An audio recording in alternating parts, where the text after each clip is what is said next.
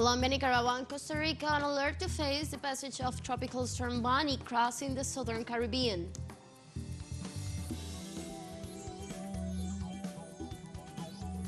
In the U.S., the federal government described as a discriminatory law in Florida that prohibits the discussion of sexual orientation in elementary schools.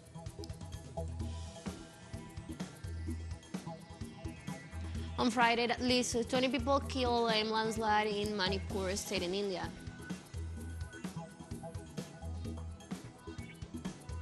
Hello, welcome to From the South. I'm Ana Marrero from the teleSUR headquarters in Caracas, Venezuela. We begin with the news. Stay with us.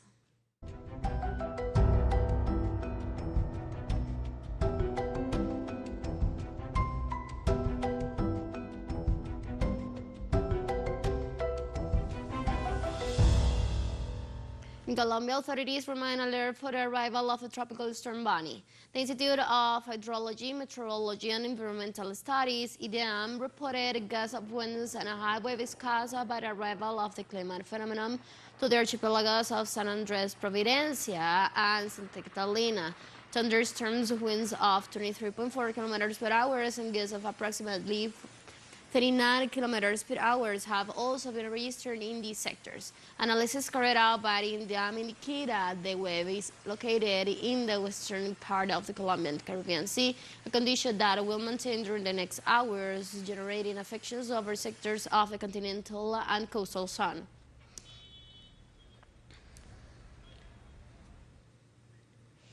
Meanwhile, in Nicaragua, the Vice President Rosario Murillo assured that the government is working to guarantee the well-being of Nicaraguan families in view of the entrance of a tropical storm Bonnie to the country on July 1st.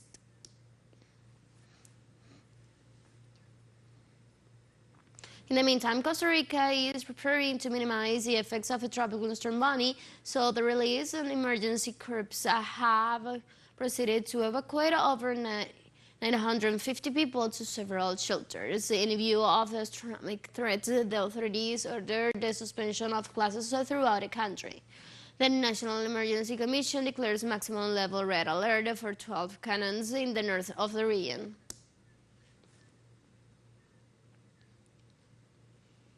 The president of Panama, Laurentino Cortizo, will give a report to the nation on his 3 years in office and popular practices and uncertainty about his health. The Panamanian president, during his last appearances, has frequently praised the state efforts to stop the pandemic with a successful vaccination program and economic aid plans for vulnerable sectors.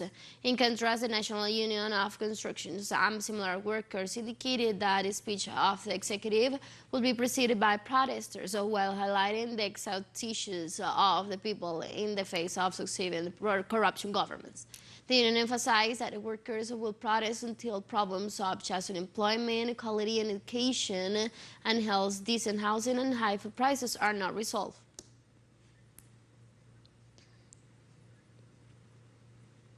Argentina's central bank borrowed over $536 million to strengthen its reserve and devaluation speculations. With the measures of greater control in the administration of imports, the monetary authorities continues with policies of aiding as much foreign currency as possible to its reserves. This week's purchases allowed the entity to accumulate almost $1 billion and compensate sales that were made in the first part of June after the high demand of foreign currency due to the seasonal effect that recurs imports of energy. According to official sources, these exchange control measures allowed the illegal dollar to trade downwards in the last days. Other measures taken require private companies to carry out transactions with financial dollars in order to stop the growing inflation.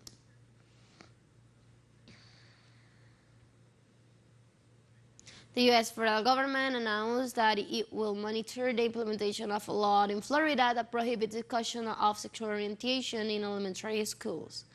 White House Press Secretary Karine Jean-Pierre said that the Department of Education is monitoring the Don't Say Gay law and that Washington will encourage citizens to file complaints with the Office of Civil Rights if they feel they have been affected.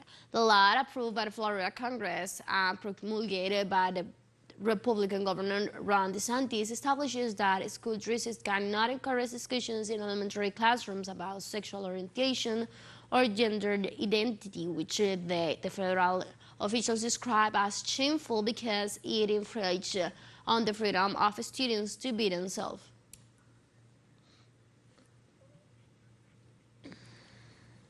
In the United Kingdom, journalist Julian Assange appealed the order of his extradition to the U.S., according to an American newspaper quoting the Australian informatic lawyer.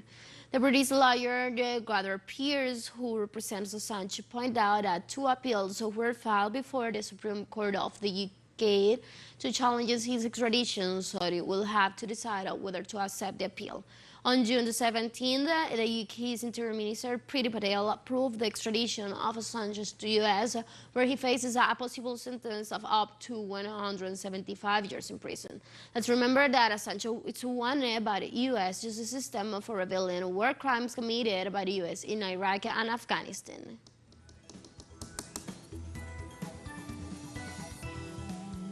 We'll take a short break now. Join us again after this.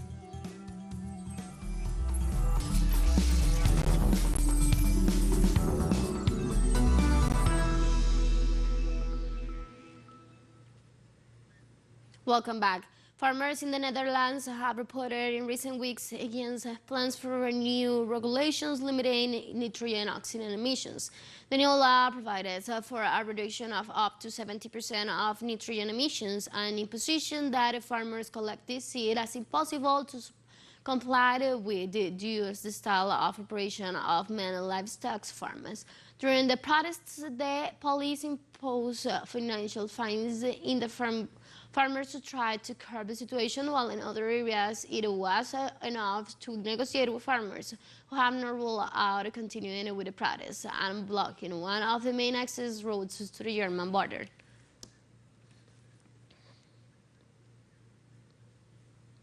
In an interview, Pope Francis analyzes different topics of international interest, such as the pandemic, the environmental crisis, and media manipulation. The Holy Father revealed of the political principles that should help the internal community to reflection. The head of the Catholic Church underlined his reaction of the exclusionary actions of some governments with regard to the pandemic, and consider that inequalities continues to dominate the social structure, which prevents the distribution of humanitarian vaccines.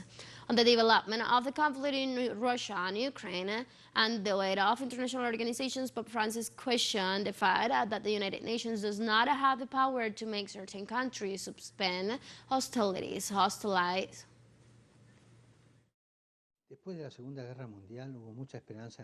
After the Second World War, there was hope in the United Nations. But I don't want to offend you. I know there are very good people who are working, but at this point they have no power to impose themselves. They have no power. It helps, yes, as in the case of Cyprus, for example, where they have Argentinian troops there to avoid wars. They do it well in that case. But to stop a war, to solve a conflict situation like the one we're living today in Europe, or like the ones that are lived in other places of the world, they have no power. During this interview, Pope Francis rejected the inequalities in the social structure, indicating that these are created by the interests of others. I don't like it. In some sectors it worked, but in general I don't like it, because it is becoming selective. Look, the fact that Africa doesn't have the vaccine, it doesn't have a minimum dose, it means that the cure of the disease has been dosed by other interests. No, it shows that there's something that doesn't work. Meanwhile, Pope Francis pointed out that Latin America will continue to be a victim until it achieves its liberation from explosive imperialism. Latin America is still on that slow road of struggle for the dream of San Martin and Bolivar, which is the dream of Latin American unity, with Latin American values. And of course, it has always been a victim, and will be a victim until it is free from exploiting imperialism. All countries have that. I don't want to mention because they are so obvious that everybody sees them. The dream of San Martin and Bolivar is a prophecy. It is the union of all the Latin American people beyond ideology with the sovereignty of the peoples.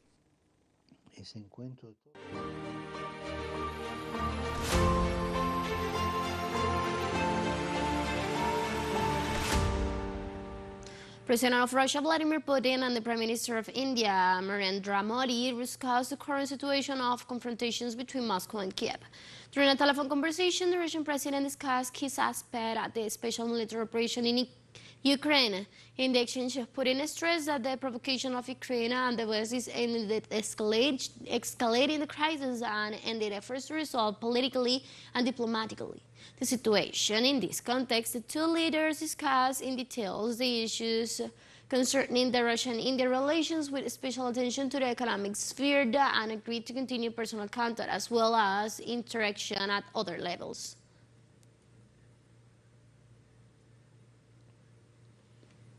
In Russia, the company Nord Stream AG informed that the flow of Russian gas to Europe will be temporarily suspended due to a planned repair of the gas pipeline.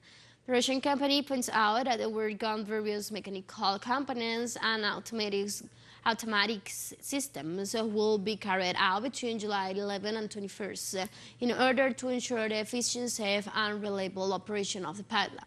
The company's authorities also indicated the timetable and the work plan were agreed in advance with the partners. It should be recalled that state-owner Gazprom reported last June that it has been forced to reduce gas supplies to Europe because German companies seems had not yet returned the technical equipment for pumping gas that is under repair.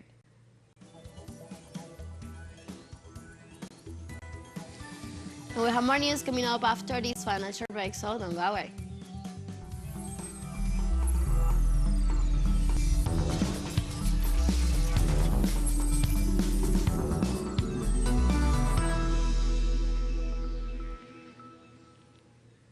Welcome back. On Friday, that landslide in India leaves around 20 people dead and dozens missing.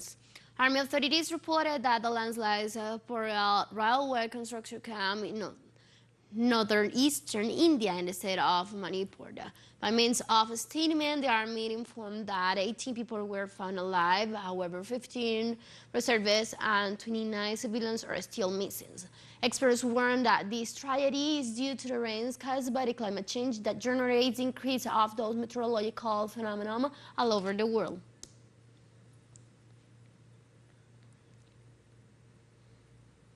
The Communist Party of China commemorates the 101st anniversary of its founding, with more than 90 million members coming from all the sectors of socioeconomic life in the Asian country. This political force registered for this new anniversary an increase of 4.3 million new militants. The leadership of the party's Politburo informed that the participation of young people, workers, farmers, professionals, women, representatives of ethnic groups has increased. For its agenda of activities, the Communist Party points out that it continues to strengthen actions against a pending challenge such as poverty, pollution, financial risk, sustainable development, and corruption.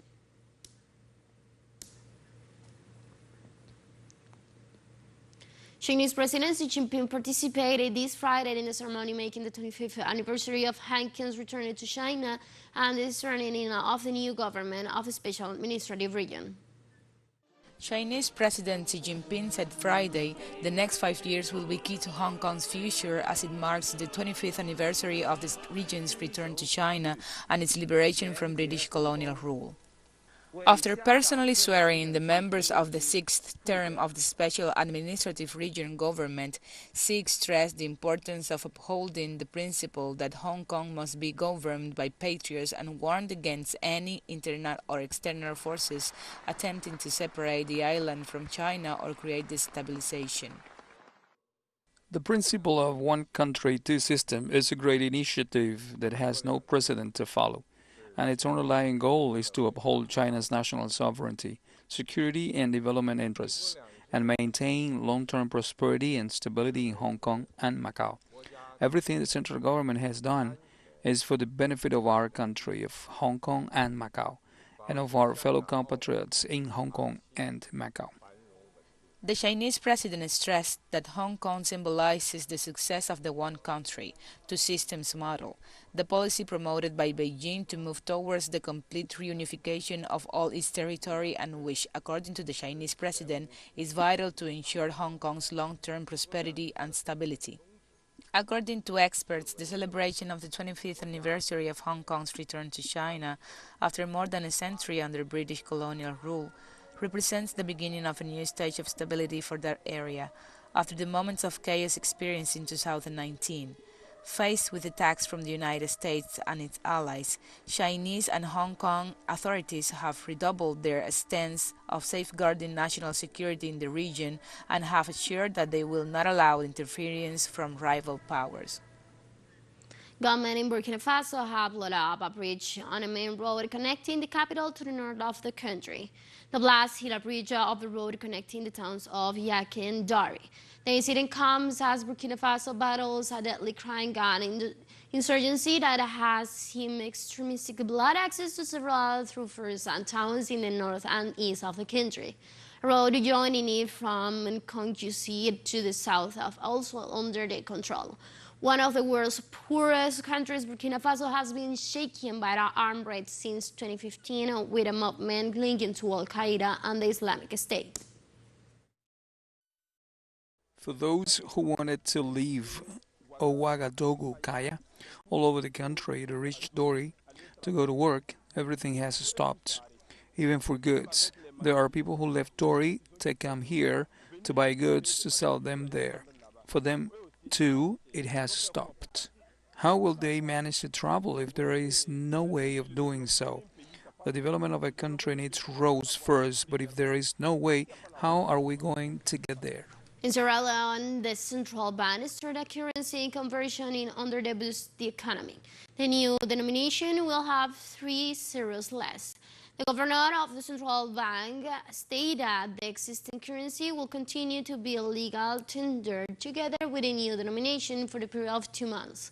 The measure will bring fortune to the Leoneses, which before the reconversion was trading to over 13,000 units per dollar in the middle of a global inflationary trend led by the prices of energy, according to the country's authorities.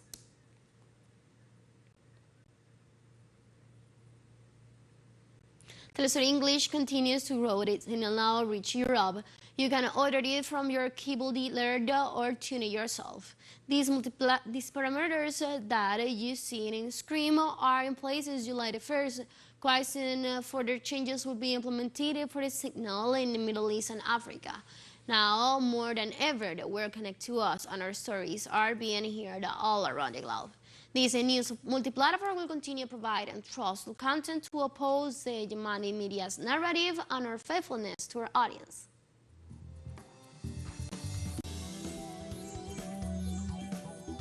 And with that story, we have come to the end of this news brief. But you can find these and many other stories on our website at telesurenglish.net. You can also join us on our socials. We're on Facebook, Twitter, and on Instagram as well. teleSUR English, I'm from the South. I'm Ana Marrero, and thank you for watching.